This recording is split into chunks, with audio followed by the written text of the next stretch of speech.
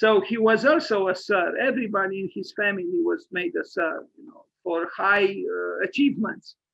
So he lived from 1880 to 1960. So he's the youngest in our group of four that we celebrate today. Was an English architect known for his work on the Cambridge University Library, Lady Margaret Hall, Oxford, Battersea Power Station, Liverpool Cathedral, and designing the icon red telephone box, which is very nice, I confess.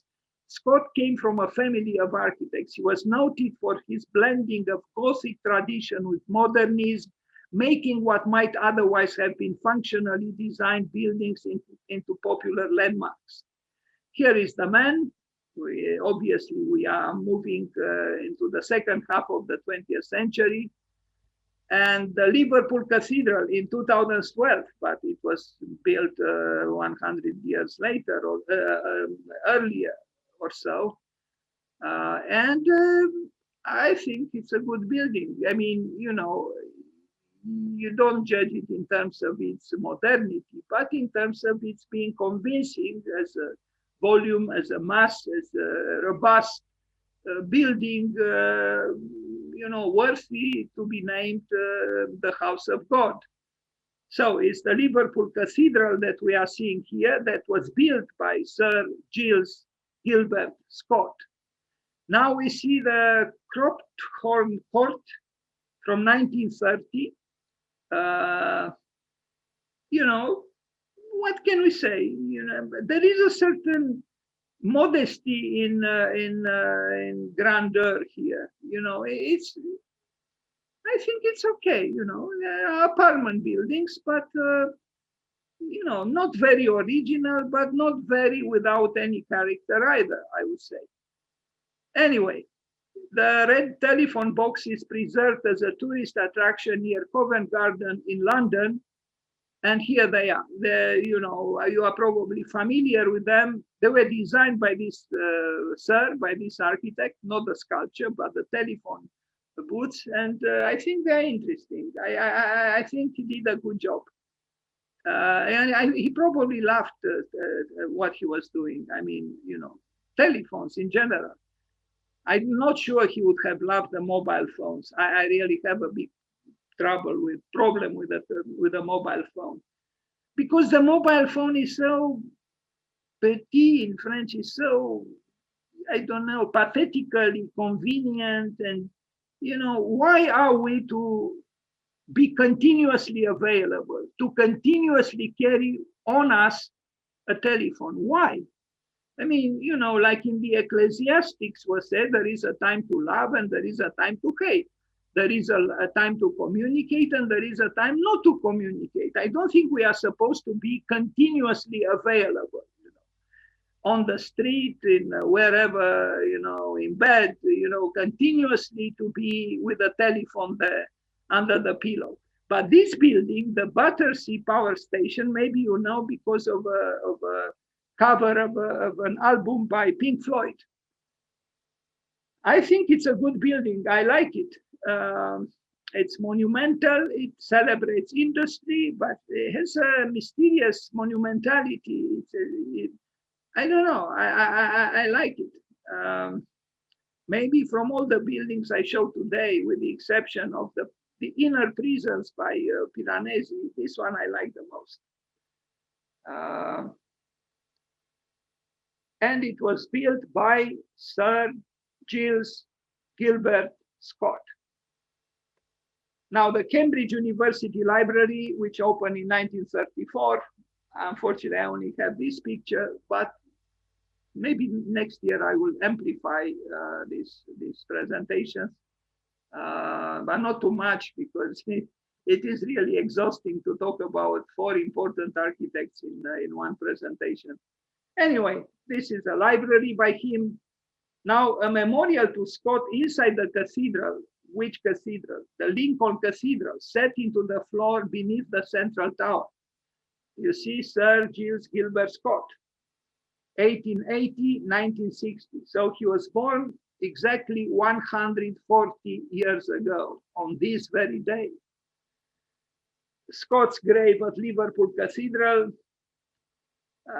I don't know about this grave. I mean, graves are,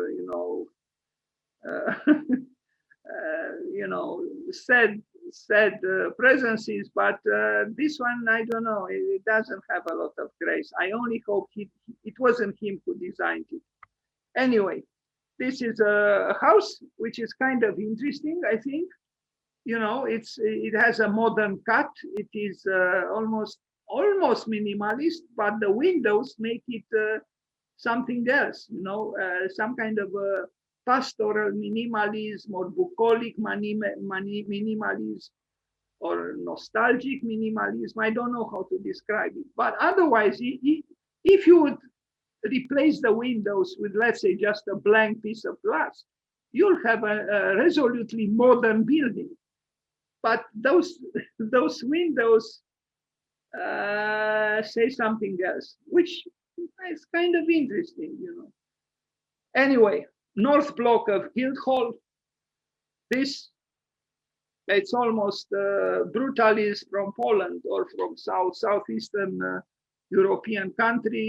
It looks like a hospital, with the exception of the majestic entrance and the sculptural elements at the entrance. Otherwise, the building itself is, we have seen things like this built in various parts of the world.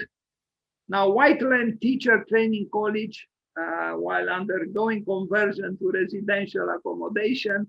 So this was a college, well, nothing very glorious, really. I mean, I don't know. Maybe if we would have flattened the fence, we would have seen some splendid things. But above the fence, I don't know. We don't see really exceptionally astonishing building.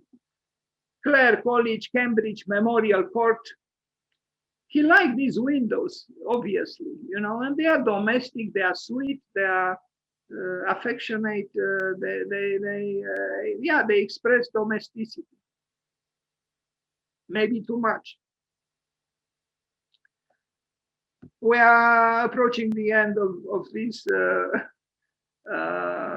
presentation about 4 architects. Chester House. Again, he's becoming a little bit tiring with the way why didn't he change the patterns on the windows or something? He just repeats this grid, this fragmentation into little squares, which I like too, but I only like once, not twice, not 3 times, not 4 times. It's too much, Mr. Scott. Please, you are supposed to surprise us. Tower at the Cambridge University Library. Now, a tower is a tower. What can we say? Even if it's not skillfully done, a tower is a tower. William Booth Memorial Training College.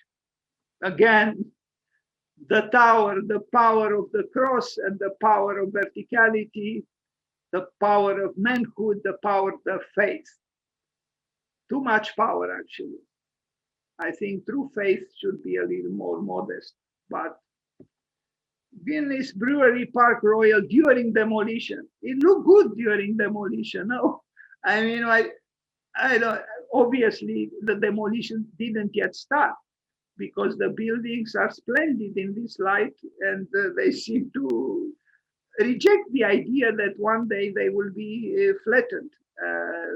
But I see something there showing some disarray in between the buildings on the right side, but right now to call this picture during demolition is a little bit too much.